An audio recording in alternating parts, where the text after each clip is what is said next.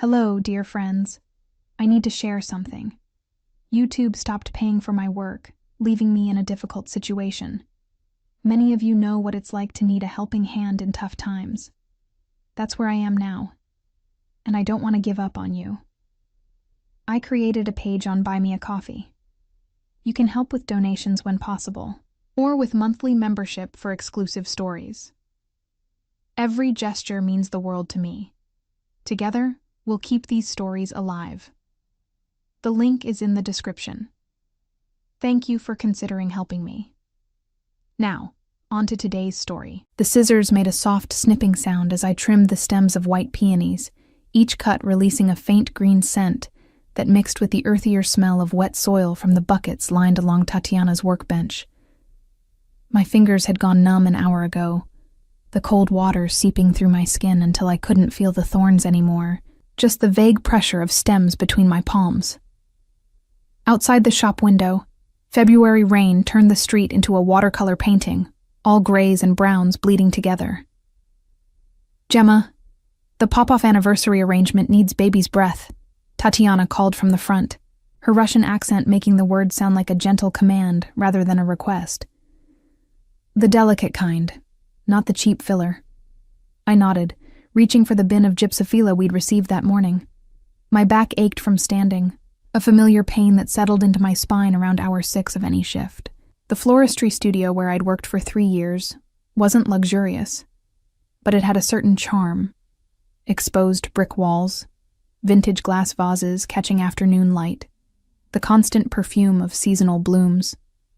Tatiana had taught me to read flowers like emotions, to understand that peonies meant bashfulness, that white roses could express both reverence and silence.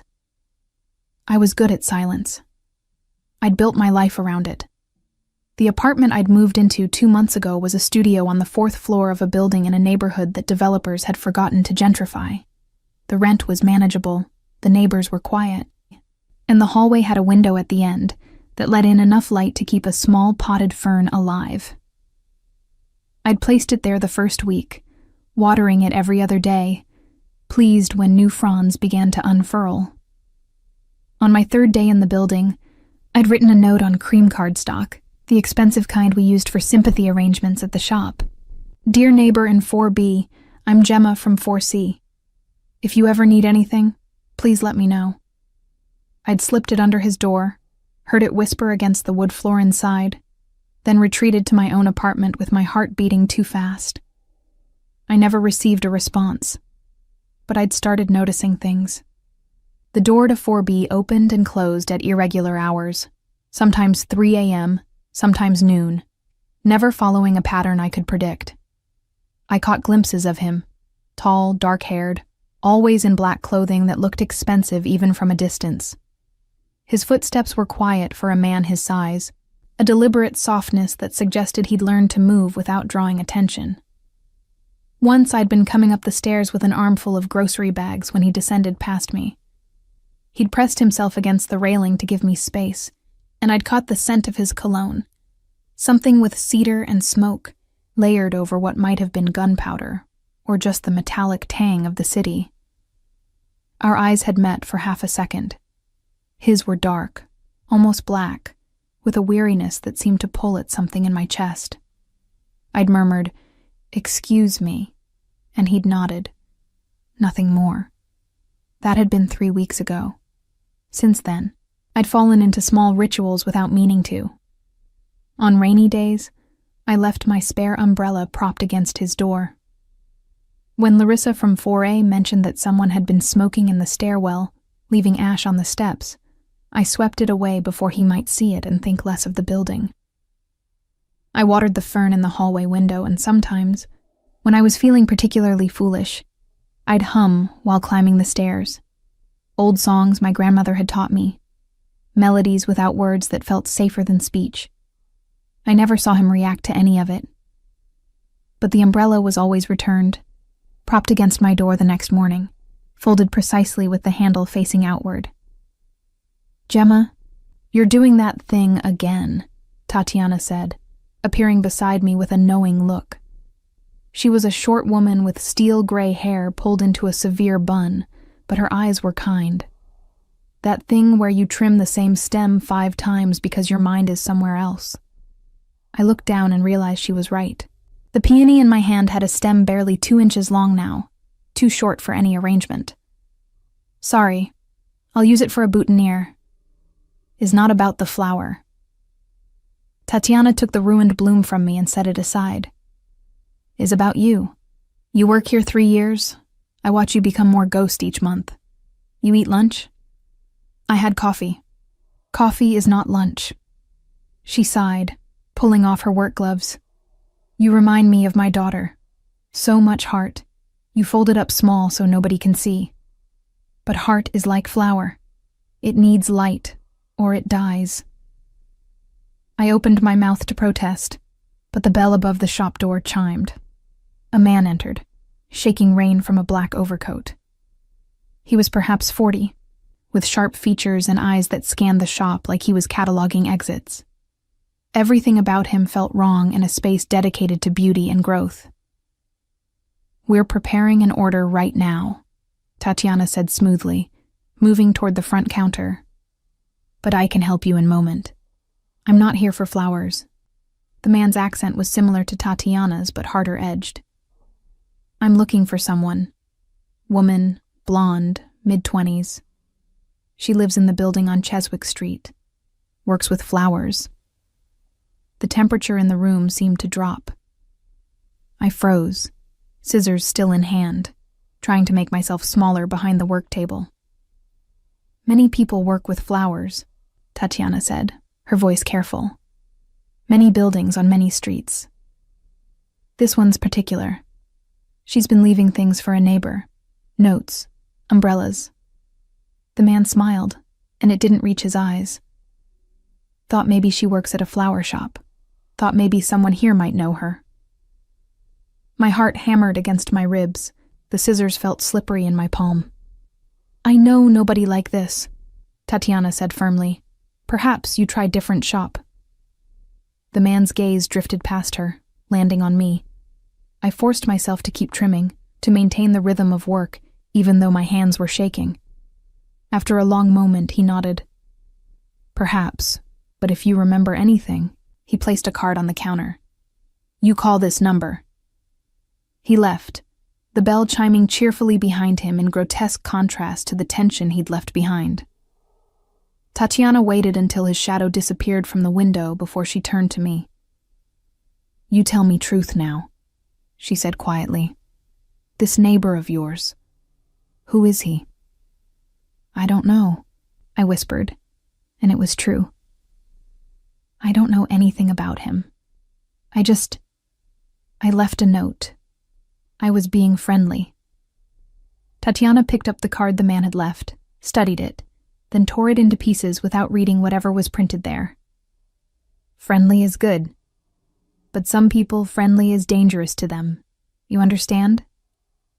I nodded, though I didn't fully understand at all.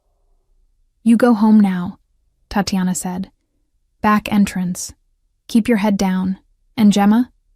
She caught my arm as I gathered my coat. Maybe you stop leaving things at this man's door. Some flowers. They have thorns you cannot see until too late. The walk home took 20 minutes, and I spent all of them looking over my shoulder. The rain had intensified, turning gutters into streams that rushed toward storm drains. My coat wasn't waterproof, and by the time I reached my building, I was soaked through, shivering. The stairwell smelled like old cooking and damp concrete. I climbed slowly, my wet shoes squeaking against the steps. When I reached the 4th floor, I stopped. There was light coming from under the door to 4B. He was home. I stood there, dripping onto the worn carpet, trying to decide what to do. The man who'd come to the shop had been looking for me specifically. He'd known about the notes, the umbrella, which meant someone had been watching. Which meant I'd inadvertently drawn attention to my neighbor. This quiet man who clearly valued his privacy. I should apologize. I should explain that I'd meant no harm, that I'd simply been trying to be kind in a way that felt safe. Before I could lose my nerve, I knocked on his door, The sound seemed too loud in the quiet hallway. I waited, counting my own heartbeats. 10, 20, 30. The door opened. He was taller than I'd realized, with dark hair slightly disheveled as though he'd been running his hands through it. He wore a black shirt with the sleeves rolled to his elbows, revealing forearms marked with what looked like old scars. His expression was neutral, carefully blank, but his eyes, those dark, tired eyes, held mine with an intensity that made me forget how to breathe. "I'm sorry," I blurted out. "I'm so sorry. Someone came to the flower shop today asking about me, about us, about the notes I left you. I didn't mean to cause problems. I just wanted to be neighborly. But I understand if that was unwelcome. And I promise I won't bother you again." He didn't speak, didn't move, just watched me with that same unsettling focus. "I know you never responded to my note," I continued, words tumbling out too fast, which I should have taken as an answer. "I should have respected your privacy. It's just, you seemed like you might need a friend, and I know how that feels, being alone in the city and... Come inside." His voice was deeper than I'd expected, with a gravelly quality that suggested either too many cigarettes or too much shouting. I blinked at him. "What? It's not safe for you to stand in the hallway." He stepped back, opening the door wider. "Please." Everything in me screamed that this was a terrible idea. But the alternative was going back to my own apartment, being alone with the knowledge that someone was watching, that my simple kindness had somehow created danger. I stepped inside. The apartment was sparse in a way that suggested intentionality rather than poverty.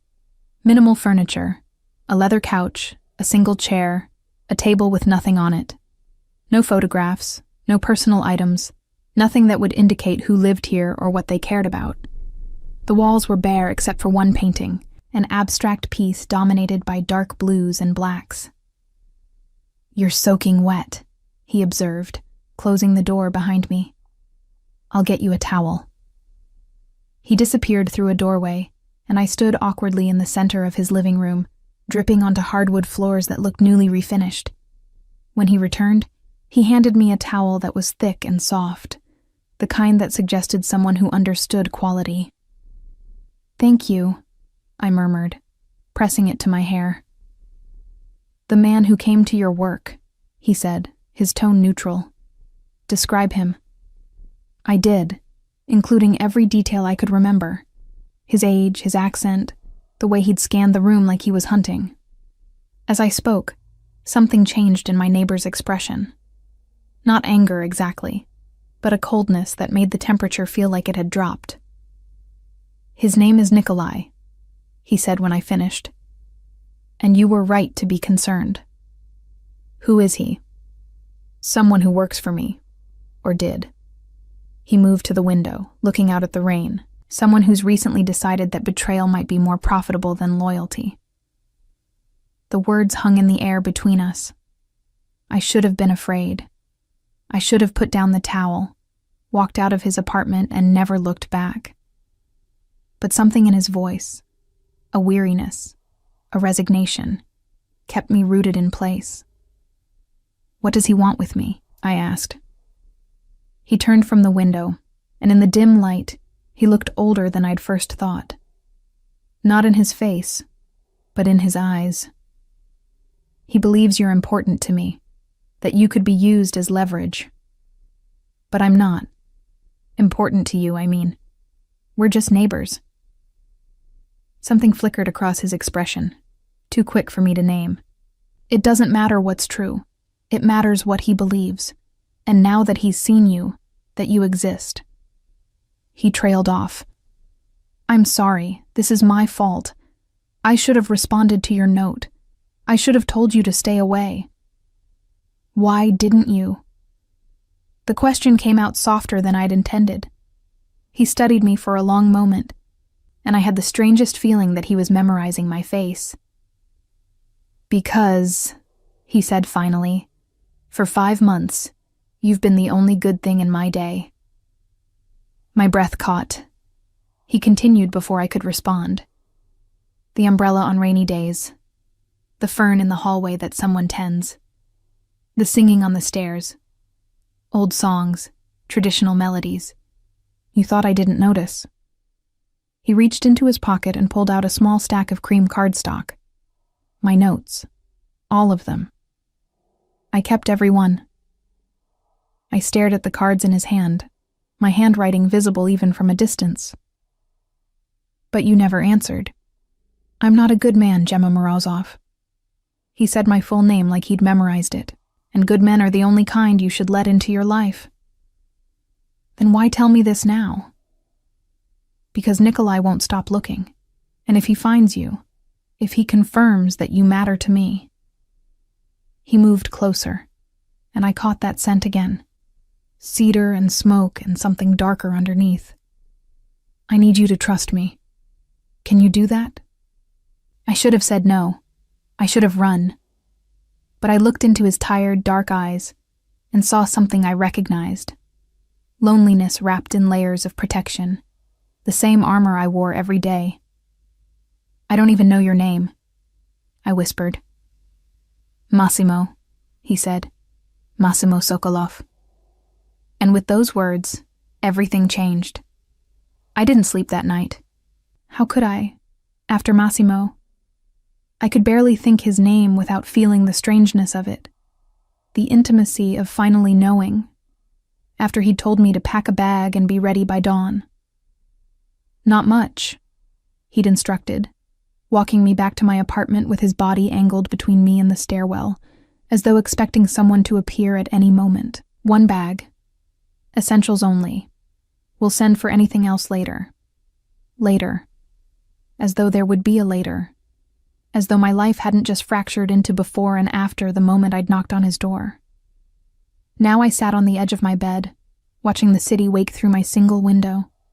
The sky was shifting from black to gray, that uncertain pre-dawn color that never lasted long enough. My bag sat beside me, packed with clothes, toiletries, my grandmother's locket, and a pressed flower from the first bouquet I'd ever arranged at Tatiana's shop. A white peony that I'd kept between the pages of a book for 3 years. I'd texted Tatiana an hour ago. Family emergency. We'll be out of town for a while. I'm so sorry. She'd responded immediately despite the hour. Be safe, little one. Job will be here when you return. If I returned. The knock on my door came exactly at sunrise. So quiet I might have missed it if I hadn't been waiting. I opened it to find Massimo in different clothes, dark jeans, a black Henley, leather jacket, but the same tired eyes. He scanned my apartment in a single sweep, taking in my few possessions with what looked like approval. You live simply, he observed. I don't need much. I picked up my bag, but he took it from me before I could protest. Alexei is waiting with the car, he said. We'll go out the back way. Don't speak to anyone. Don't look at anyone. Just stay close to me. I followed him down the service stairs I hadn't known existed, through a door marked maintenance only, and out into an alley where a black sedan idled with its lights off. A man I recognized from the building. I'd seen him twice. Always coming or going from Massimo's apartment, stood beside the rear door. Alexei Dimitrov, Massimo said by way of introduction. He handles security. Alexei was broad-shouldered with light brown hair, and a face that might have been handsome if not for a scar that ran from his temple to his jaw. He nodded at me with what seemed like genuine courtesy. Miss Morozov, I apologize for the circumstances. Get in, Massimo said, opening the door for me. The interior of the car was leather and silence. I slid across the seat, and Massimo followed, maintaining a careful distance between us. Alexei took the driver's seat, and we pulled out of the alley without headlights, merging into the early morning traffic like smoke disappearing into fog. Where are we going? I finally asked. Somewhere safe. Massimo was looking out the window, his profile sharp against the gray light. Somewhere Nikolai doesn't know about. How many places does he know about? Too many. He turned to look at me then, and I saw something in his expression that made my chest tighten. I should explain what this is, what I am. You don't have to. I do. He leaned forward slightly, his voice dropping. 5 months ago, you left a note on my door offering help. You've been kind to me without knowing anything about who I am or what I do. You deserve the truth. I waited, my hands clasped in my lap to keep them from shaking. My family has been in the protection business for 3 generations, he began, choosing his words carefully. We provide security for people and businesses that can't rely on traditional law enforcement. We resolve disputes that the courts won't touch. We ensure that certain transactions happen smoothly and that certain people remain safe. You're in the Mafia. The bluntness of my words seemed to surprise him. A muscle in his jaw tightened. That's one word for it. What's another word for it? Necessary. He held my gaze. In the neighborhoods where I grew up, where my father and grandfather lived, there are people who prey on the vulnerable, who exploit the desperate. We stop them. We protect our own. Sometimes that requires violence. Often it requires the threat of violence. Always it requires power. I thought about the man who'd come to the flower shop, the predatory way he'd scanned the room. And Nikolai? Was my father's lieutenant before he was mine. I trusted him. Massimo's voice went cold. 3 weeks ago, I learned he'd been selling information to a rival organization. Details about our operations, our people, our vulnerabilities. He was preparing to orchestrate a coup, to eliminate me and take control. But you found out first. I found out first. He glanced at Alexei, who met his eyes in the rearview mirror with something like grim understanding.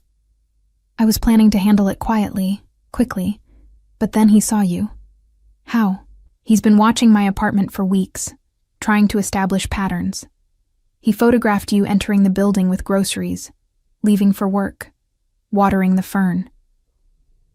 Massimo pulled out his phone, swiped through a few images, then handed it to me. I stared at photographs of myself, walking up the stairs, unlocking my door, placing an umbrella against 4B. In some, my face was clearly visible. In others, I was just a blonde woman in a worn coat, carrying flowers or groceries or nothing at all. He thinks you're my mistress, Massimo said quietly. That I've been hiding you in the apartment next to mine. That you're my weakness. I handed the phone back with shaking hands. But I'm not. No. He pocketed the device. You're just someone who was kind. Someone who saw a neighbor and offered help without expecting anything in return. But in my world, kindness is always transactional. Nikolai can't conceive of any other reason why you'd matter to me. And do I? The question escaped before I could stop it. Matter to you? Massimo was quiet for so long I thought he wouldn't answer. The car turned onto a highway heading north, away from the city. Dawn was fully arrived now, pale light washing over everything. Yes, he said finally, though I didn't realize how much until I saw those photographs, until I imagined what Nikolai might do to you. My throat felt tight. What happens now? Now we disappear. I have a property upstate that's registered under a different name. We'll stay there until I can neutralize the threat. How do you neutralize someone who wants to kill you? Carefully. A ghost of a smile crossed his face. And with better intelligence than he has. We drove for 2 hours, the city giving way to suburbs and then to genuine countryside. I watched bare trees blur past the window and tried to process everything that had happened in the span of 12 hours. Yesterday I'd been a florist living in a tiny apartment, my greatest concern whether the hellebore shipment would arrive in time for a weekend wedding. Today I was fleeing with a man I barely knew, a man who'd just confirmed he was exactly what I'd half suspected. Someone dangerous, someone powerful, someone who operated in shadows. And yet, I thought about the umbrella always returned precisely folded. About the fern that had flourished in the hallway window, its fronds growing greener and fuller each week. About the way Massimo had stepped aside on the stairs to give me space, had moved with that deliberate quietness that now seemed less like stealth and more like consideration. "The songs I sing," I said suddenly. "On the stairs. How did you know they were traditional?" He glanced at me. "My grandmother was Russian. She sang the same ones. Mine too. She raised me after my parents died, taught me to arrange flowers and speak a little Russian and find beauty in small things. Mine taught me chess and how to read people, and that loyalty was worth more than money." He paused. "She would have liked you." The observation felt weighted with something I couldn't quite name. Before I could respond, Alexei spoke from the front seat. "Boss, we have a tail." I turned to look out the rear window. 3 cars back, a silver sedan was matching our speed with meticulous precision. "How long?" Massimo asked, his voice going flat. "Since the city limits. I thought I might be paranoid, but they've followed us through 4 lane changes." Massimo pulled out his phone and made a call. "Nikolai found us faster than expected. We have a tail heading north on 87. Silver Camry. Plates I'm sending you now." He paused, listening. "No. We stick to the plan. But I need you to run those plates and tell me who I'm dealing with." He ended the call and turned to me. "Put your seatbelt on. Alexei, lose them." What followed was the most terrifying 10 minutes of my life. Alexei drove like someone who'd been trained for exactly this scenario, aggressive but controlled, weaving through traffic without hesitation. The silver car stayed with us for 5 miles, then suddenly veered onto an exit ramp. "They're not trying to catch us," Massimo observed. "They're confirming the route. Nikolai knows where we're going." "How is that possible?" Alexei demanded. "Because I've used this property before, for exactly this purpose." Massimo's expression was grim. "He's gambling that I'm predictable." "Are you?" I asked. He looked at me with something that might have been admiration. "Usually, but not today." He pulled out his phone again and made another call. "Change of plans. We're going to the city property instead. Yes, I know it's exposed. That's the point. Pull everyone back to defensive positions. I want full surveillance on all approaches." Another pause. "Because if Nikolai thinks he has me cornered, he'll make his move, and when he does, I'll be ready." The car executed a sharp U-turn at the next exit. Alexei drove us back toward the city, taking a completely different route that wound through smaller towns and back roads. The morning sun was higher now, and I could see the tension in Massimo's shoulders, the way his hand kept moving to his phone as though waiting for it to ring. "You're using me as bait," I said quietly. "No." He turned to face me fully. "I'm using the assumption that you matter to me as bait. There's a difference." "Not much of one." "Gemma." He said my name like he'd been practicing it. "I meant what I told you last night. You've been the only good thing in my days for months. The thought of Nikolai touching you, hurting you." His jaw clenched. I'd burn everything I've built before I let that happen. The intensity in his voice made my breath catch. "You don't even know me. I know you sing old songs while climbing stairs. I know you take care of a fern that isn't yours because you believe all living things deserve attention. I know you leave umbrellas for strangers and work with flowers because you see beauty as something worth cultivating." He leaned closer, not touching but near enough that I could smell cedar and smoke. "I know enough."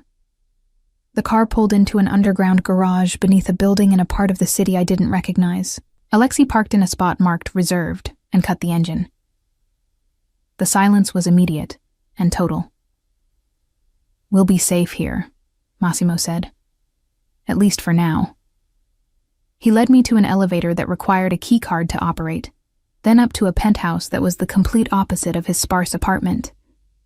This space was full of life. Artwork on the walls, books on shelves, a kitchen that looked actually used. Floor-to-ceiling windows overlooked the city, offering a view that must have cost more than I'd make in a decade. "This is where you actually live," I observed. "This is where I exist." He set my bag down in the entryway. "The apartment on Chiswick Street is where I go when I need to remember who I was before all of this." "And who were you?" "Someone's son, someone's grandson, someone who still believed that good intentions mattered more than good strategy." He moved to the windows, looking out at the city spread beneath us. "That person died a long time ago." I walked up beside him, close enough to see our reflections in the glass, him tall and dark and closed off, me small and blonde and still dripping uncertainty. "I don't think he's dead. I think he's just tired." Massimo turned to look at me, and for a moment, the careful mask he wore slipped. I saw grief there, and loneliness, and something else that made my heart beat faster. "You should rest," he said, his voice rough. "There's a guest room down the hall. You'll be safe here. I promise you that." "What are you going to do?" "What I should have done 3 weeks ago." He pulled out his phone. "I'm going to end this." I wanted to ask how. I wanted to ask what ending it meant. But the exhaustion of the past 12 hours was catching up with me, and my legs felt suddenly unsteady. Massimo noticed immediately, his hand moving to my elbow to steady me. "Come on," he said, his touch gentle. "Let me show you the room." He led me down a hallway lined with abstract paintings to a bedroom that was simple but elegant. White linens, soft lighting, a view of the city through gauze curtains. My bag was already there, placed carefully on a bench at the foot of the bed. "There's an ensuite bathroom," Massimo said, pointing to a door. "Everything you should need. If you want anything else, food, clothes, anything, just ask. Thank you." The words felt inadequate for everything he'd done, everything he was doing. He paused in the doorway, looking back at me. "Gemma, I am sorry. For all of this. You didn't ask to be pulled into my world." "No," I agreed. "But I did ask if you needed anything. And you answered." Something in his expression shifted. "I did. Though my answer might have complicated your life more than you bargained for." After he left, I sat on the edge of the bed and tried to make sense of everything. Outside the window, the city stretched in all directions, millions of people going about their normal Monday morning, unaware that somewhere in this sprawl, a man named Nikolai was planning violence, and a man named Massimo was planning to stop him. And I was caught in the middle, a florist who'd only wanted to be kind to a lonely neighbor. I lay back on the bed, not bothering to change clothes, and closed my eyes. Sleep came quickly, pulling me under into dreams of dark hallways and umbrellas and peonies that smelled like smoke. I woke to the smell of coffee and the low murmur of voices in another room. For a disoriented moment, I didn't know where I was. The bed too soft, the light too bright, the silence too complete. Then memory returned in a rush. Massimo. Nikolai. The car chase. The penthouse. I sat up too quickly, and the room swayed. My phone on the nightstand showed 2:47 p.m. I'd slept for nearly 6 hours.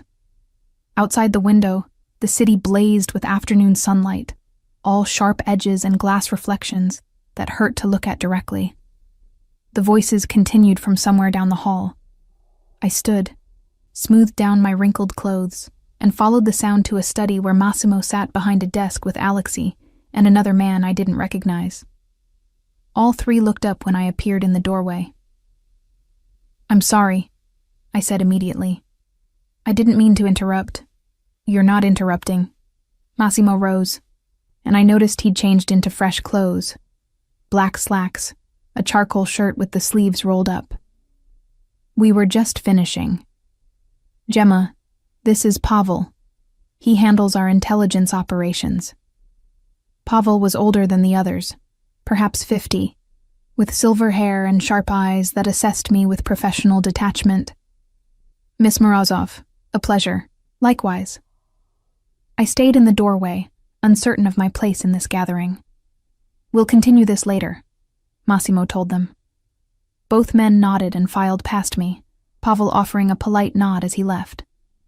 When the door closed behind them, Massimo gestured to a leather chair across from his desk. "Please, sit." I did, watching as he poured coffee from a carafe into 2 cups. He added cream and sugar to one without asking my preference, then handed it to me. I took a sip and found it was exactly how I liked it, sweet and pale. "How did you know?" I asked. "I've watched you make coffee at the building, through the window in the hallway." He settled back into his chair, cradling his own cup. "You always use the same ratio. 2 sugars, enough cream to turn it beige." The thought of him observing these small details about me sent an odd flutter through my chest. "You pay very close attention to things that matter." He set his cup down. "We've had some developments while you were sleeping." Nikolai made contact. My hands tightened around the warm porcelain. "What kind of contact?" "A message, through intermediaries." Massimo pulled up something on his phone and turned it to show me. A photograph of the flower shop where I worked, taken from across the street. No people visible, just the storefront with its cheerful display of seasonal blooms in the window. He's making his position clear. He knows where you work. He knows you matter to me. He's suggesting we negotiate. Negotiate what? His terms for leaving you unharmed in exchange for me, stepping aside from my position in the organization. Massimo's voice was flat, but I caught the current of rage underneath. He thinks he can leverage you into my surrender. But he can't. We're not. I stumbled over the words. "We're not what, Gemma?" He leaned forward slightly, his dark eyes holding mine. "Not involved? Not connected? Would you believe that if you were in his position?" I thought about the umbrella, the notes, the fern. "No," I admitted. "I suppose I wouldn't." "Exactly." He ran a hand through his hair, disrupting its careful order. "Which is why we need to change the narrative. We need to convince Nikolai that you're not leverage, that you're not important enough to use against me." The words shouldn't have stung, but they did. I set my coffee down carefully. "How do you propose we do that?" "By making our relationship public, and then ending it publicly." He watched my reaction. "We stage a fight, something visible, something convincing. We make it clear that whatever was between us is over, that you mean nothing to me now. That way, Nikolai has no reason to target you." "You want me to pretend to be your girlfriend, just so you can publicly discard me?" "I want to keep you alive." His voice was sharp. "Everything else is negotiable." I stood, needing to move, to put distance between us. I walked to the windows and looked out at the city below, all those people living normal lives where the greatest drama was traffic or deadlines or whether to order takeout. And what happens after this public breakup? Do I just go back to my apartment like nothing happened? No, you can't go back there. Not yet. I heard him stand, heard his footsteps approaching. He stopped beside me, close enough that I could feel the heat of him. "I'll set you up somewhere else, somewhere safe. New apartment, new identity if necessary. I'll make sure you're protected." "For how long?" "For as long as it takes." I turned to face him and was startled by how close he'd gotten. I could see the shadow of stubble along his jaw, the slight crookedness of his nose that suggested it had been broken at least once. "And what do you get out of this arrangement, besides removing the threat?" Something flickered in his expression. Peace of mind, knowing that my mistakes didn't cost an innocent person their life. "Is that all?" The question hung between us. Outside, a siren wailed in the distance, growing louder then fading away. Massimo reached up as if to touch my face, then stopped himself, his hand dropping back to his side. No, he said quietly. That's not all. Before I could ask what he meant, his phone buzzed. He pulled it out, read something that made his jaw tighten, then typed a quick response. Nikolai wants to meet, he said. Tomorrow night. Neutral location. He's proposing a trade. His information about the people he's been working with in exchange for my assurance that you'll be unharmed. Why would you need to assure him of that? You just said you were planning to stage a breakup. Because he's accelerating his timeline. He knows I know about the betrayal, and he's trying to salvage what he can. Massimo pocketed his phone. Meeting with him is risky, but it might be our best chance to resolve this without further bloodshed. You mean it might be your best chance to kill him? He didn't deny it. Would that bother you? I considered the question honestly. I don't know. I should say yes. But when I think about what he wanted to do to you, what he might still do, I trailed off. I don't know what the right answer is anymore. There isn't a right answer. There's just survival. He moved past me to the window, his reflection sharp in the glass. My grandmother used to say that the world is full of hard choices, and pretending they're easy is a luxury only the naive can afford. What else did she teach you? The question seemed to catch him off guard. He glanced at me, then back out at the city. She taught me chess, not just the moves, but the philosophy of it. That sometimes you have to sacrifice pieces to win the game. That the queen is powerful, but vulnerable. That the king is weak, but essential. Which piece are you? I've always thought of myself as the knight, moving in unexpected ways, jumping over obstacles. A slight smile touched his mouth. My father was the king. Everyone else was positioned to protect him. And your mother? The smile vanished. My mother was the queen who got sacrificed too early in the game. I waited, sensing there was more. She was killed when I was 16, Massimo said, his voice carefully neutral in the way that suggested old pain. Caught in crossfire during a dispute between my father's organization and a rival family. She was just coming home from buying groceries. Wrong place, wrong time. I'm so sorry. My father changed after that, became harder, more ruthless. He went after the people responsible with a thoroughness that frightened everyone, including me. Massimo's reflection in the glass looked haunted. He got his revenge, but it cost him everything else.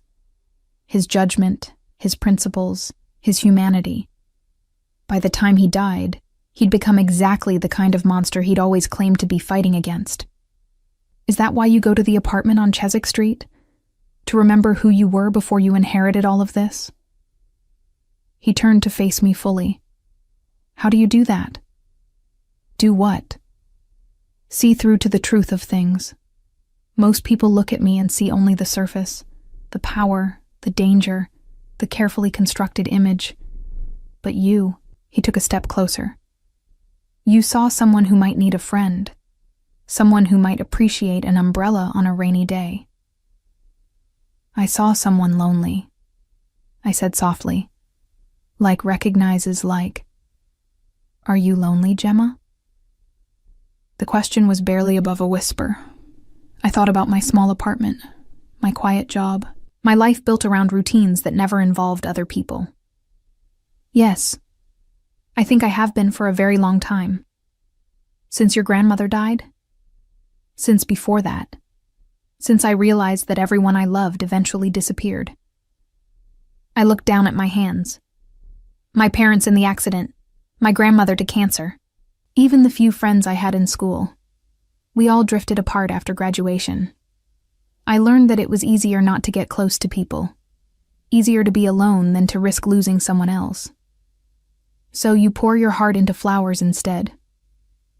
Flowers are honest. They're beautiful for a season, and then they die, and everyone expects it. There's no false promise of permanence. I met his eyes, but they still deserve care while they're here. They still deserve to be appreciated. Massimo was quiet for a long moment. I think I understand why Nikolai assumed you mattered to me. You're the kind of person who tends to things others overlook, who finds beauty in temporary moments, who offers help without calculating the cost. He reached out slowly, giving me time to pull away, and tucked a strand of hair behind my ear. You're everything I stopped believing existed in this world. His touch lingered, warm against my cheek. I should have stepped back, should have remembered that this was temporary, that we were going to stage a public breakup, that I was just a complication he needed to resolve. But I didn't move. Massimo, I began, not sure what I was going to say. His phone buzzed again, breaking the moment. He pulled back, checking the screen, and his expression shifted to something harder. Pavel has intel on Nikolai's current location. If we move now, we can end this before tomorrow night's meeting. You mean kill him before he has a chance to defend himself? I mean eliminate a threat before he hurts anyone else. Massimo's voice had gone cold, professional. He's already sold information that got 3 of my people arrested. He's planning to kill me and take over operations. He's threatened you. At what point does defense become justified? I didn't have an answer. I wanted to say that there was always another way, that violence begat violence, that surely there had to be a solution that didn't involve death. But I thought about the predatory way Nikolai had looked at me in the flower shop, and I knew Massimo was right. Some threats couldn't be negotiated away. What do you need me to do? I asked. Stay here. Stay safe. Let me handle this. No. The word came out fiercer than I'd intended. If we're doing this public relationship charade tomorrow, then I need to understand what I'm protecting you from. I need to see who Nikolai really is. Massimo studied me with an expression I couldn't read. You want to come with me to a meeting that might end in violence. I want to understand what I've gotten myself into. All of it. For a moment, I thought he'd refuse. Then slowly he nodded. All right. But you do exactly what I say when I say it. No questions, no hesitation. Agreed? Agreed. Then get some rest. We leave in 2 hours. He moved toward the door, then paused. Gemma, what you're about to see, the person I become when I'm doing this work, that's not the man who listened to you sing on the stairs. I know. Do you? He looked back at me, and in his eyes I saw something like regret. Because once you see that side of me, you can't unsee it, and I need you to be certain that's what you want. I thought about the umbrella always returned with care, about the notes he'd kept, about the way he'd said, "You've been the only good thing in my days." I'm certain, I said. He nodded once and left me standing by the window, watching my reflection in the glass as the afternoon light slowly faded into evening. The warehouse was in a part of the city I'd never been to, where streetlights had been broken so long ago that no one bothered to replace them anymore. We'd driven here in silence. Massimo at the wheel of a different car, sleek and black and somehow more menacing than the sedan from that morning. I sat in the passenger seat watching industrial buildings blur past in the darkness, trying to keep my breathing steady. Last chance to change your mind, Massimo said as we pulled into an alley behind what looked like an abandoned shipping facility. I'm not changing my mind. He cut the engine and turned to face me. In the shadows, his features were all sharp angles and darkness. When we go in there, you stay behind me. You don't speak unless I tell you to. If something goes wrong, you run. There's an exit at the back of the building. Alexei showed you the route on the map. I nodded, my throat too tight for words. Gemma. He reached out and took my hand, his grip warm and solid. I mean it. If shooting starts, if anything happens, you run. Don't wait for me. Don't look back. Just run. What about you? I've been doing this since I was 18. I know how to survive. He squeezed my hand once, then released it. But I can't focus on surviving if I'm worried about protecting you. Then maybe I shouldn't have come. Maybe. A ghost of a smile touched his mouth. But you insisted. So now we both have to live with that choice. He got out of the car, and I followed. The air was cold and smelled like oil and rust. Alexei appeared from the shadows, materializing so silently I jumped. He gave Massimo a subtle nod, some kind of signal I didn't understand. "He's inside," Alexei said quietly. "2 men with him. Pavel's team has the perimeter secured." "Good." Massimo's hand went to the small of my back, guiding me forward. "Stay close." We entered through a side door that led into a cavernous space filled with empty shipping containers and abandoned machinery. Dim work lights had been strung up, creating pools of illumination in the darkness. And there, in the center of the largest pool of light, stood Nikolai. He looked different than he had in the flower shop. Less predatory, more desperate. 2 men flanked him, both armed, both watching us with the kind of alertness that suggested training. Nikolai himself held nothing but a manila folder. "Sokolov," he greeted Massimo with a nod. "I wasn't sure you'd come." "I'm here." Massimo's voice was flat, emotionless. "Let's get this over with." Nikolai's gaze slid to me, and I saw recognition flicker across his face. "So it's true. The little florist matters to you." "She's here as a witness," Massimo said. "Nothing more." "Is that so?" Nikolai smiled, and it was worse than his predatory look had been. "Then you won't mind if I ask her a few questions." "I mind very much." Massimo's hand tightened on my back. "You deal with me, or you don't deal at all." For a tense moment, I thought Nikolai would push. Then he shrugged and held up the folder. "Fine. Let's talk business. In here is everything. Names, dates, transactions. Everyone I've been working with. Everything I've told them. It's yours in exchange for safe passage out of the country, an assurance that you won't come after me." "And the girl?" Massimo asked. "The girl goes free. No harm comes to her. You have my word." "Your word."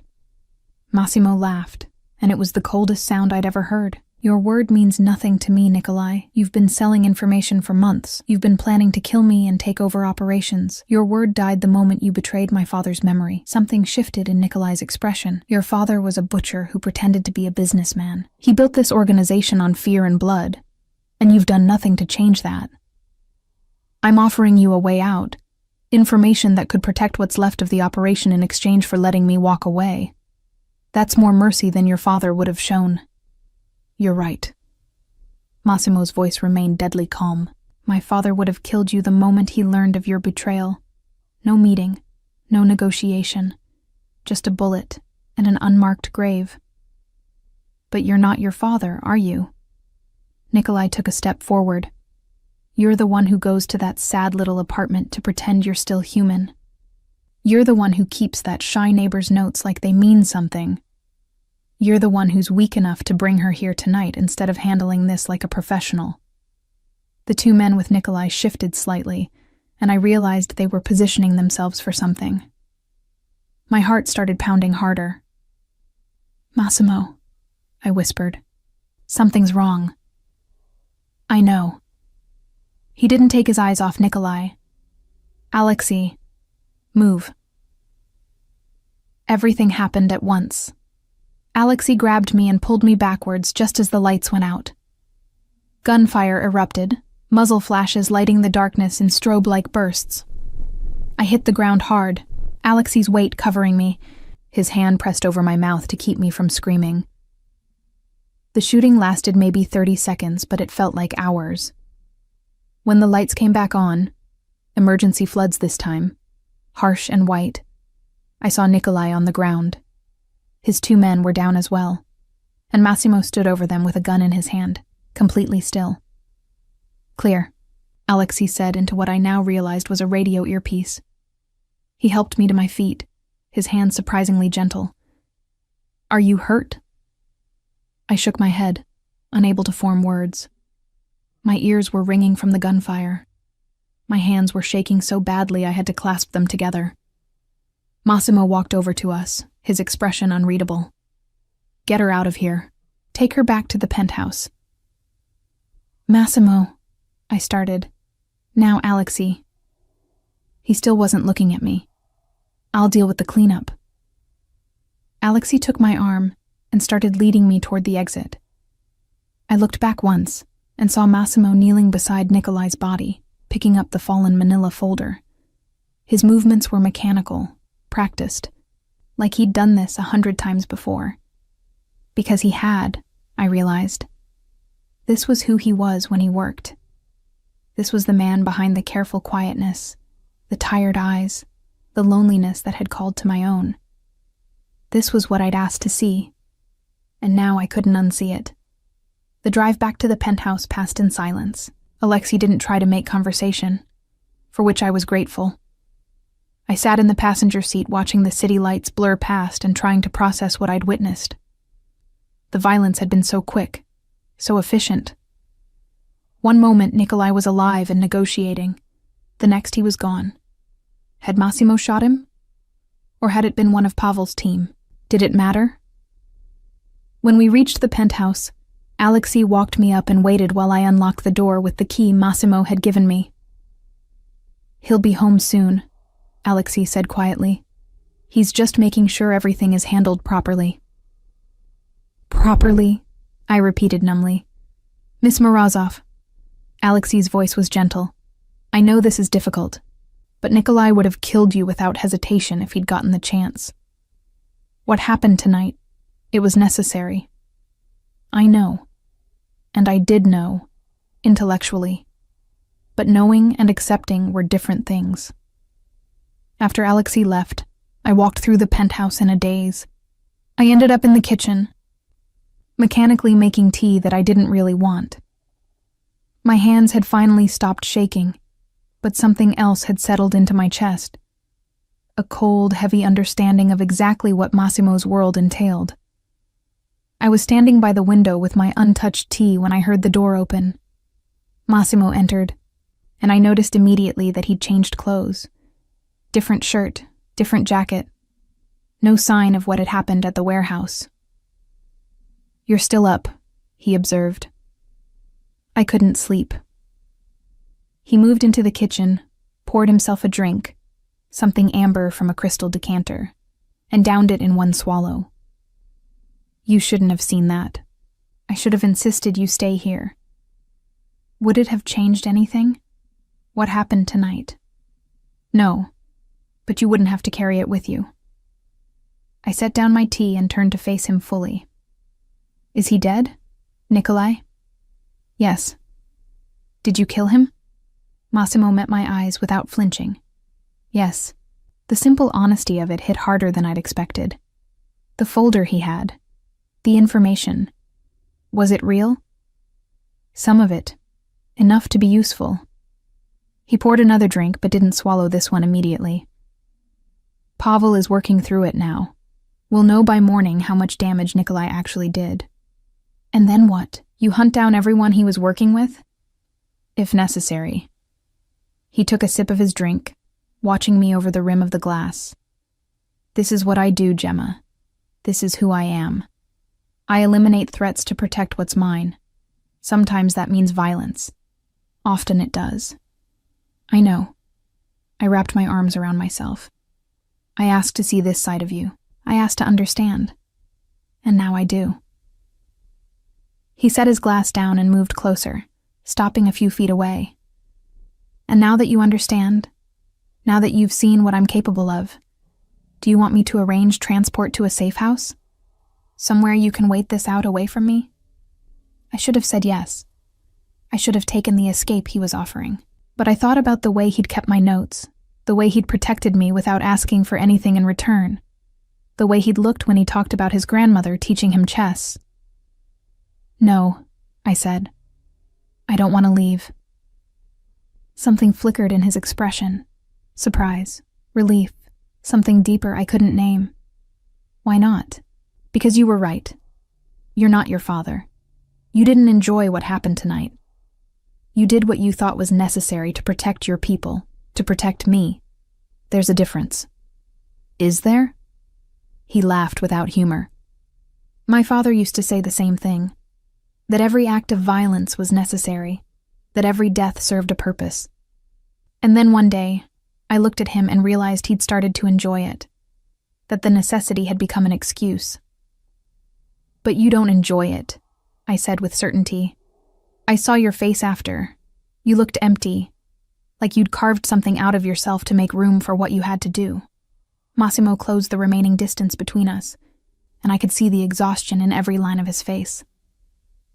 You see too much. You keep too much hidden. He reached out slowly and touched my face, his palm warm against my cheek.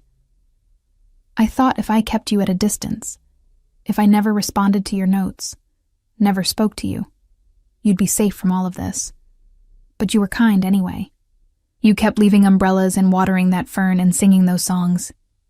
And I was selfish enough to let you, because for those few moments when I heard you in the hallway, I could pretend I was still someone capable of receiving kindness without corrupting it. You haven't corrupted anything, I said softly. Haven't I? You witnessed a murder tonight because of me. I witnessed you protecting yourself and your people from someone who wanted to destroy you both. That's not the same thing. He studied my face like he was trying to memorize it. How are you this forgiving? I'm not forgiving. I searched for the right words. I'm just trying to understand the difference between the person you have to be and the person you are. And I think the person you are is someone who kept notes from a shy neighbor because they reminded you that kindness still exists in the world. Massimo's thumb traced my cheekbone, a gesture so tender it made my breath catch. I don't deserve your kindness, Gemma Morozov. Maybe not, but you have it anyway.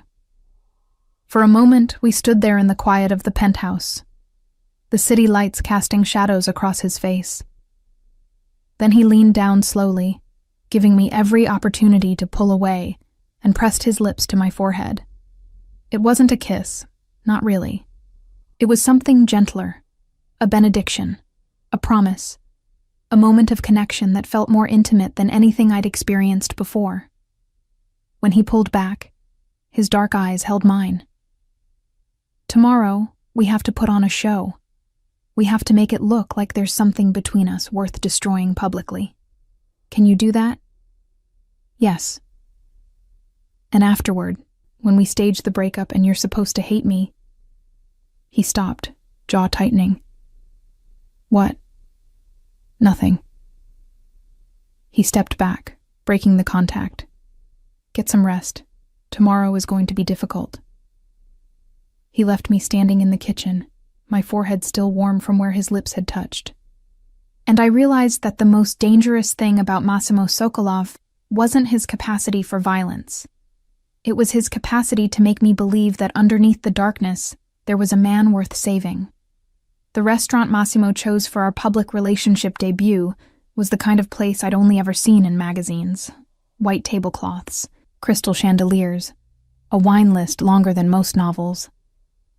We arrived separately, a strategic choice designed to create the impression of a secret romance being revealed.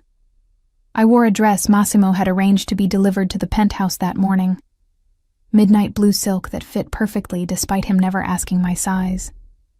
He knew, I realized as I looked at myself in the mirror before leaving. Just like he'd known how I took my coffee. He'd been paying attention for months, cataloging details about my life while I sang on the stairs and watered the fern, both of us orbiting each other in careful silence. Now that silence was about to shatter in the most public way possible. I arrived first, gave Massimo's name to the maître d', and was escorted to a table positioned precisely where Massimo wanted it, visible from the entrance, visible from the street-facing windows, visible to the maximum number of people. As I sat, I noticed the other diners, mostly wealthy couples and business associates, the kind of people who moved in Massimo's actual world. Several looked at me with polite curiosity. A woman alone at one of the best tables, clearly waiting for someone important. Massimo arrived exactly 10 minutes later. I watched heads turn as he entered, watched the subtle ripple of recognition move through the room.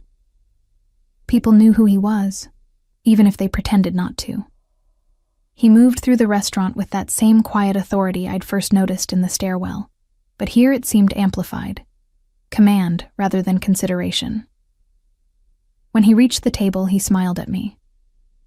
It was small and private, meant only for me, but I knew people were watching, knew this moment was being catalogued and would be discussed later.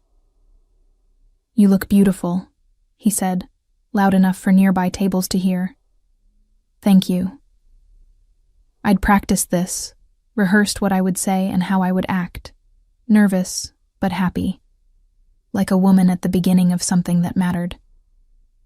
He sat across from me, and a waiter appeared immediately with wine. Massimo ordered without consulting the menu, then turned his attention fully to me. "How are you feeling? About all of this?" "Terrified," I admitted quietly. "Is anyone watching right now?" 3 tables, minimum, plus the staff. His expression remained warm, affectionate, even as he delivered information about our surveillance. "There's a photographer across the street, not one of mine. Someone tipped them off that I'd be here tonight." "Nikolai?" "Nikolai's dead." Something cold flickered in his eyes before warmth returned. "But he had allies. People who knew about you and decided the story was worth exploiting." The wine arrived, and Massimo raised his glass in a toast. "To new beginnings," he said, his voice carrying to the tables around us. "To new beginnings," I echoed, and we drank. The meal that followed was surreal. On the surface, we were 2 people enjoying an intimate dinner.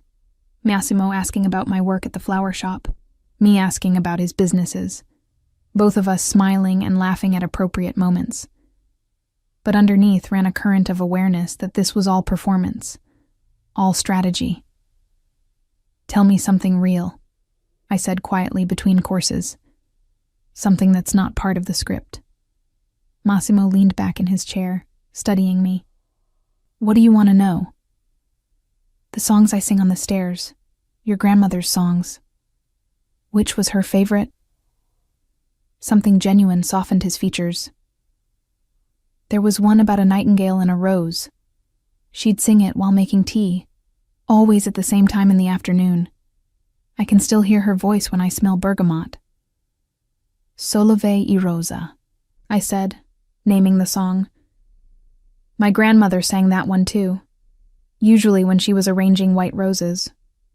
Would you sing it for me, sometime when we're not performing?" The question caught me off guard. "If you want." "I do." He reached across the table and took my hand, a gesture that looked affectionate but felt like an anchor.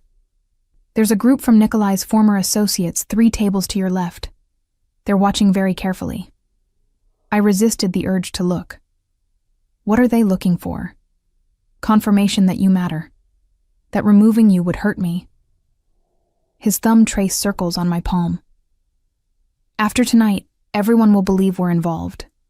Tomorrow, we end it in a way that makes them believe it meant nothing." "How?" "I'm still working on the details, but it needs to be public and brutal. You need to look devastated. I need to look indifferent." The thought of manufacturing that kind of pain, even as performance, made my chest tight. And then you disappear. New identity, new city if necessary. Somewhere they can't find you. What about you? I deal with the fallout. Make it clear that anyone who even thinks about using you against me will suffer the consequences. His hand tightened on mine. "But first we have to sell this. We have to make them believe." For the rest of the meal, we played our parts perfectly. Massimo was attentive without being possessive, warm without being inappropriate. I responded with shy pleasure, the kind a woman might feel being noticed by someone powerful. When dessert arrived, something elaborate with gold leaf that I didn't taste, he fed me a bite across the table, an intimate gesture that made the photographer across the street visible through the window raise their camera. "That'll be in the tabloids by morning," Massimo observed. Mysterious man spotted dining with unknown woman at exclusive restaurant. Do they know who you are, really? Some do, others suspect. The ones who matter, Nikolai's former associates. They'll know exactly who I am and what it means that I'm here with you publicly. He set down his fork. There's something else you should know. The information in Nikolai's folder. It included details about his replacement plan, who he was working with, who was supposed to take over various operations after I was eliminated. And one of them is here tonight. 4 tables behind you. He's been watching us for the past 40 minutes. My heart rate spiked. What's he going to do? Nothing here. Too public. But he's confirming what Nikolai believed, that you're my weakness. Tomorrow, when we stage the breakup, he'll see that belief was false, that you were nothing but a passing interest. Massimo's voice dropped even lower. The hard part is going to be making you look genuinely hurt. I need you to draw on real emotion. What kind of emotion? Fear, humiliation, heartbreak.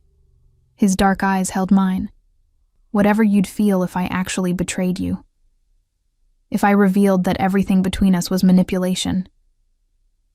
I thought about the notes he'd kept, the umbrella returned with care, the way he'd said I was the only good thing in his days.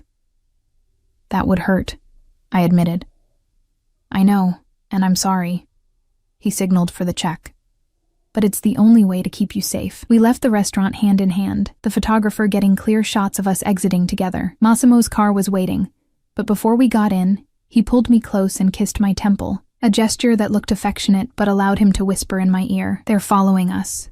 3 cars. When we get back to the penthouse, we're going to have an argument.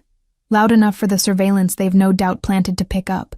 And tomorrow morning, we're going to have a very public confrontation in a very public place. Where? The flower shop. Tatiana's agreed to participate. She'll be there as a witness to make it believable. I pulled back to look at him. You contacted Tatiana? I had to explain why you'd be unavailable for work. She was protective, but she understands what's at stake. We got into the car, and Massimo immediately raised the privacy screen between us and the driver. She cares about you, she wants you safe. So you told her the truth? Enough of it. He settled back against the seat, maintaining the careful distance he'd kept all evening. She knows you're in danger because of your association with me. She knows we're staging a breakup to protect you. She doesn't know about Nikolai, or what happened at the warehouse. What did you tell her about us? About what we are to each other? Massimo was quiet for a moment. I told her you'd shown me kindness when I needed it most, that I'd failed to protect you from the consequences of that kindness, that I was trying to fix my mistake. Is that what I am? A mistake? No. The word was immediate and certain. You're the least mistake thing in my life right now. We arrived at the penthouse to find it exactly as we'd left it. But the moment we entered, Massimo's entire demeanor shifted. His voice rose, sharp and cold. I don't understand why this is so complicated. I've explained the situation clearly. I stared at him, confused, until I saw him tap his ear and point to several locations around the room. Listening devices. Someone had planted them while we were gone. Understanding flooded through me. The argument was starting now. Complicated? I let my voice rise to match his. You call turning my entire life upside down uncomplicated? I gave you choices. I've been nothing but accommodating. Accommodating? You've been controlling. You decided where I'd stay, what I'd wear, who I could talk to, for your safety, for your convenience. I let real frustration bleed into my voice. You know what? I'm done. I'm done with all of this. I didn't ask to be pulled into your world, and I certainly didn't ask to be treated like some possession you can manage. Massimo's eyes met mine, and I saw approval there even as his voice remained harsh. Then leave. No one's keeping you here. Maybe I will. Maybe I'll go straight to the people you're so afraid of and tell them everything. You wouldn't dare. He moved closer, and there was something almost desperate in his expression that I didn't understand. Gemma, don't what? Don't call your bluff? Don't point out that for all your power and control, you're just a man who's terrified of being alone? I grabbed my purse from where I'd left it. I'm going to my own apartment. Don't follow me. I walked out, slamming the door behind me. My hands were shaking, my heart pounding, but I kept walking to the elevator, kept moving until I was in the car Alexei had waiting, per the plan, and we were pulling away from the building. Only then did I let myself breathe. You did well, Alexei said from the driver's seat. Very convincing. It didn't feel like acting. And it hadn't. Some of that anger, that frustration, it had been real. Being pulled into Massimo's world had turned my life upside down. Even if I understood why, even if I'd chosen to stay, there was a part of me that resented the loss of control. Alexei drove me to a hotel, different from the penthouse, carefully chosen for its security and anonymity. Massimo will be here in a few hours, he explained as we rode the elevator to my floor. After he's confirmed that the surveillance picked up your argument. And tomorrow you show up at the flower shop at opening time. Massimo will arrive 30 minutes later. You'll have the final confrontation there, in front of Tatiana and any customers. Make it devastating. Make it clear you want nothing to do with him. And then you're free. Alexei stopped outside the hotel room door. New identity, new city, new life. Everything arranged. All you have to do is walk away. After he left, I sat on the edge of the hotel bed and tried to imagine it. Walking away from Massimo, from the man who'd kept my notes and returned my umbrella and looked at me like I was something precious. Walking away from the connection we'd built in stolen moments and dangerous circumstances. My phone buzzed. A text from an unknown number. Thank you for tonight, for all of it. Sleep well. I knew it was from Massimo, using a burner phone. I typed back, you too. 3 dots appeared, disappeared, appeared again. Then, I meant what I said, about you being the only good thing.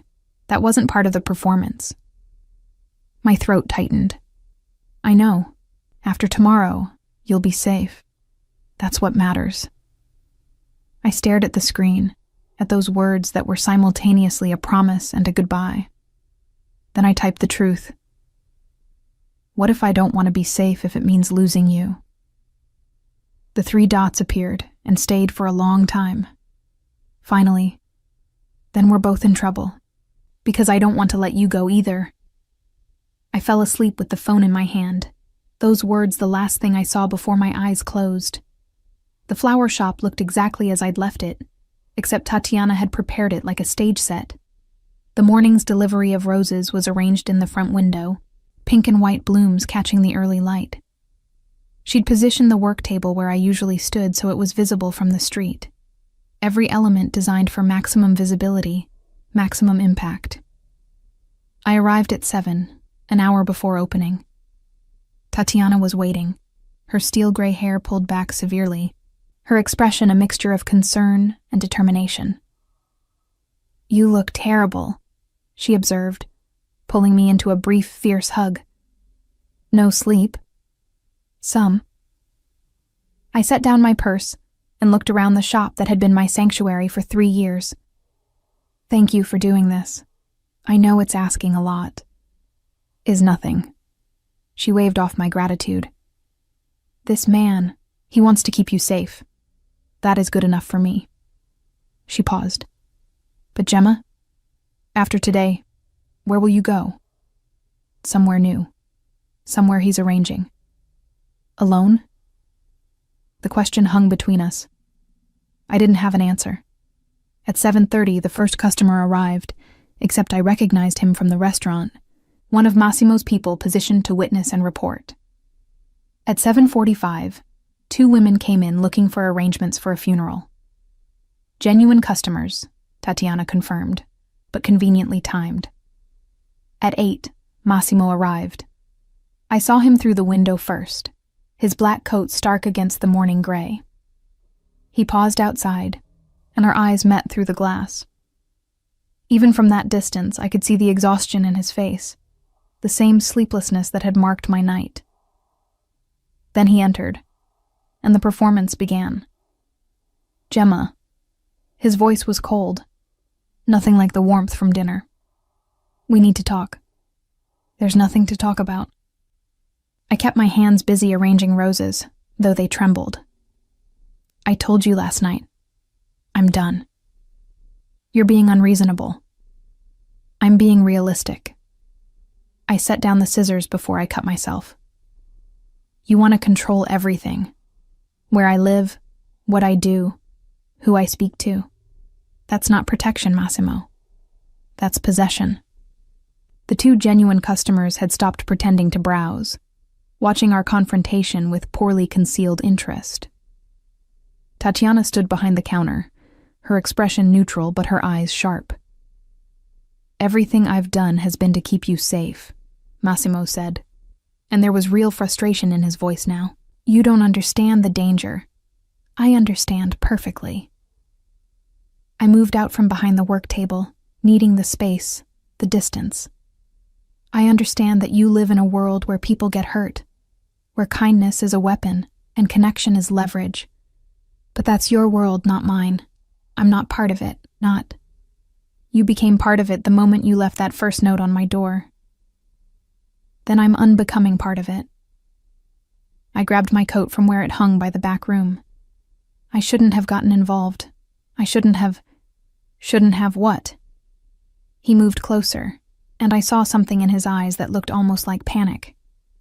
Shouldn't have been kind? Shouldn't have reminded me that good people still exist? You don't get to do this, I said, my voice breaking in a way that wasn't entirely performance. You don't get to make me matter to you, and then expect me to just disappear when it becomes inconvenient. Inconvenient? The word came out like a crack. This isn't about convenience. This is about keeping you alive.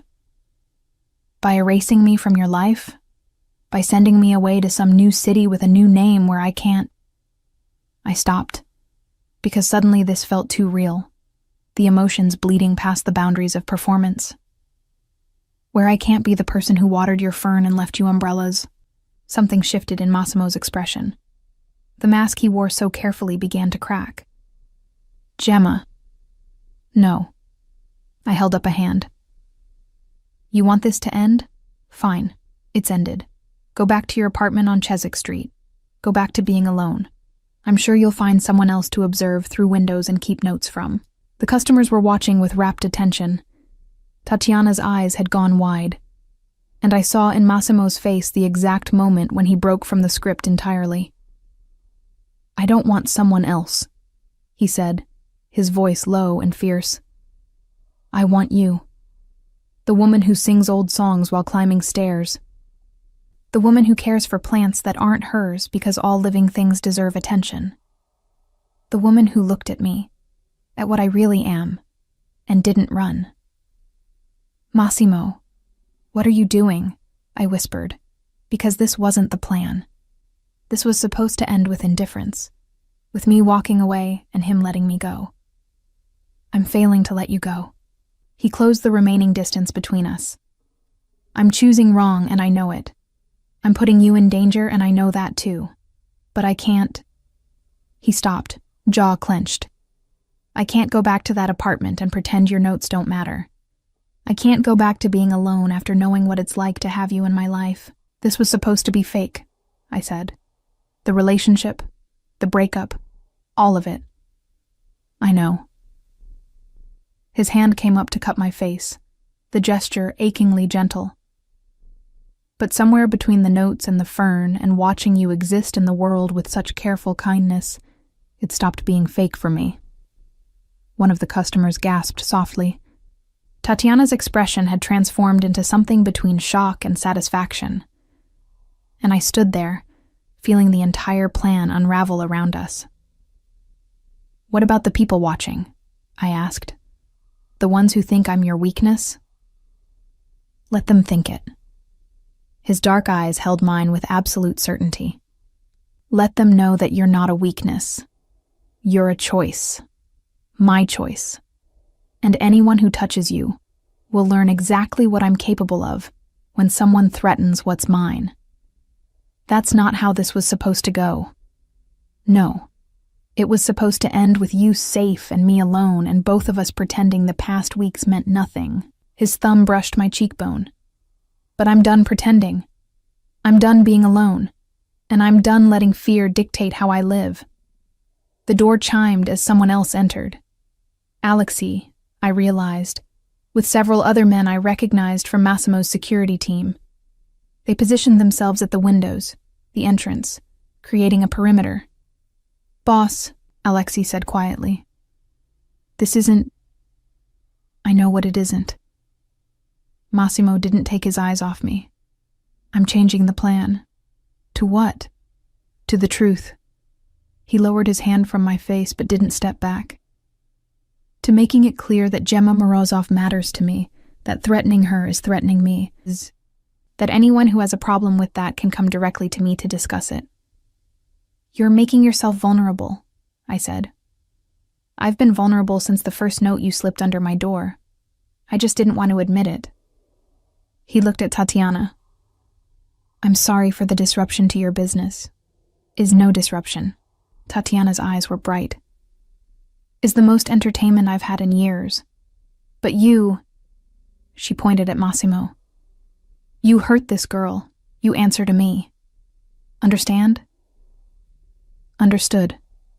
He turned back to me. I know this is asking too much.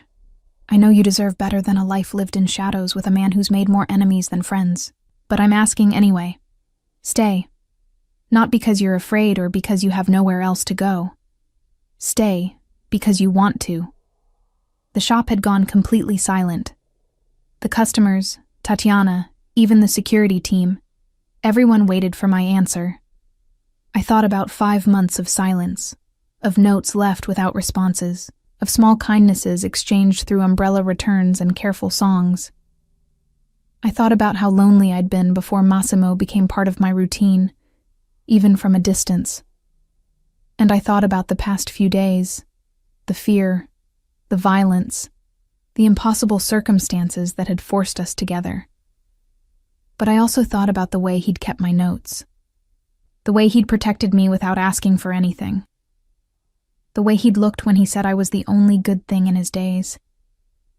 If I stay, I said slowly, I need to know that I'm staying as myself.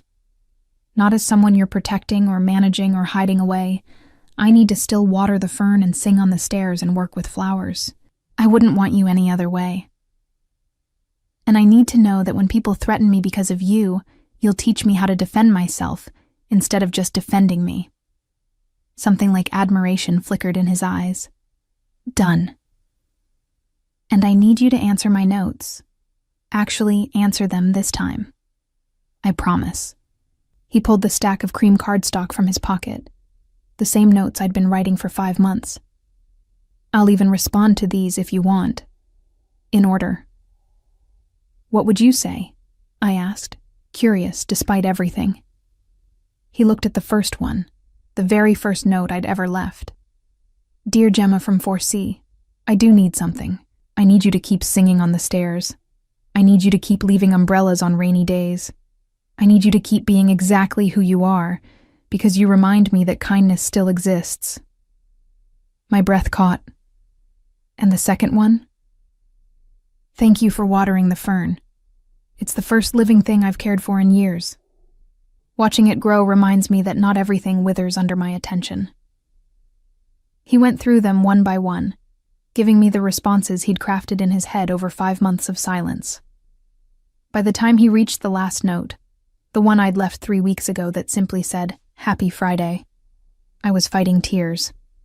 Happy Friday, he read, and every Friday after, if you'll let me share them with you. That's a terrible line, I said, voice thick. I know, I'm better at violence than romance. He smiled, and it transformed his whole face, but I'm willing to learn. I looked at Tatiana, who was openly crying now, at the customers, who looked like they'd stumbled into the climax of a movie, at Alexi and the security team maintaining their perimeter, and I looked at Massimo, this complicated, dangerous, impossibly gentle man who'd somehow become essential to my life in the span of 5 months of silence and 3 days of chaos.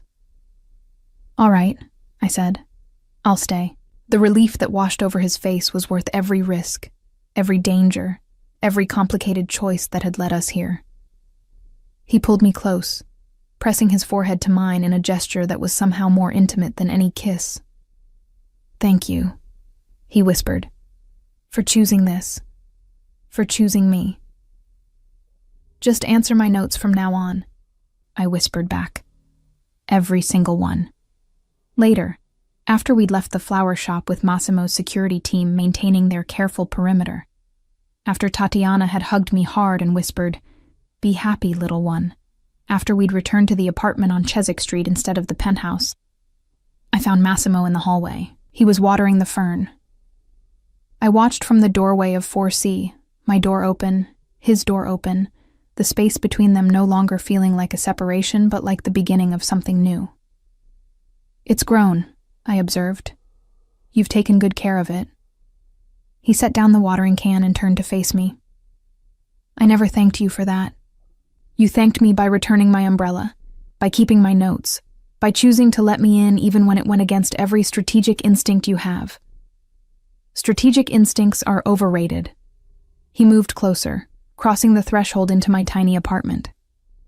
It was the first time he'd ever entered it, and I saw him take it in. The second-hand furniture, the pressed flowers in frames, the stack of books by the bed. "It's not much," I said. "It's you." He picked up one of the framed flowers, a white peony. "From your first arrangement? How did you know?" "Because you're sentimental in ways you pretend not to be. Because you keep small, beautiful things close. Because you understand that the temporary can matter just as much as the permanent." I took the frame from him and set it back on its shelf. "What happens now? You said yourself that choosing me publicly makes me a target." "It does. Which is why you're going to learn self-defense from Alexi. Why you're going to understand exactly what you're walking into.